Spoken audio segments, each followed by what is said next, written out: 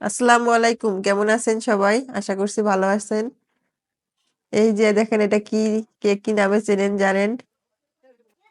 আমরা তো এটাকে পুইয়ের গোটা বলি, কেউ পুই ফল বলে। আমি আজকে এটা শুটকি মাছ দিয়ে রান্না করব। এই জন্য আমি চুলায় একটা প্যান বসিয়ে দিয়েছি। প্যানে তেল দিয়ে তারপর কাঁচামরিচ, পেঁয়াজ হালকা ভেজে আমি শুটকিগুলো দিয়ে দিলাম। এখানে আমি কয়েক প্রকারের শুটকি দিয়েছি। কাসকি, তারপর লইট্টা, মলা। তারপর শুটকিগুলোকে আমি তেলে হালকা ভেজে নিলাম। নিয়ে লবণ, হলুদ, তারপর জিরা বাটা, একটু রসুন বাটা দিয়ে আমি শুটকিটা কষিয়ে নিয়েছি। তারপর আমি আলু দিয়ে দিলাম। এই আলুটাকে কষিয়ে নিব মশলার সাথে। আলুটা কষানো হলে আমি এখন এই যে পুঁই ফলগুলো দিয়ে দিব। তারপর এগুলোকে কি ভাবে খান, আমি প্রথম রান্না করলাম এটা, কে কিভাবে খান একটু জানাবেন।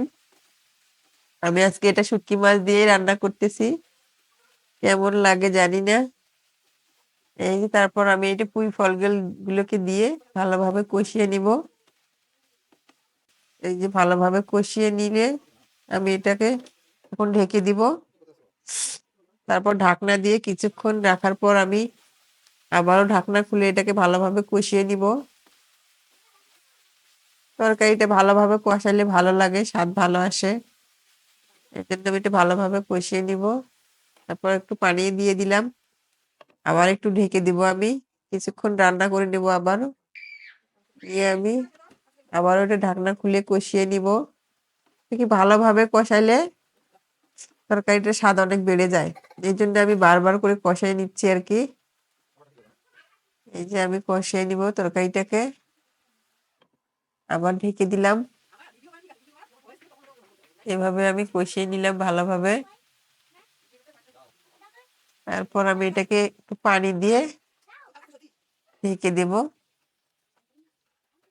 আপনারা কিভাবে রান্না করেন কমেন্টে জানাবেন। আমি তো আজকে এটাকে এভাবেই রান্না করতেছি, খেতে কেমন লাগবে জানি না। এই যে আবারও আমি নেড়ে চেড়ে দিলাম।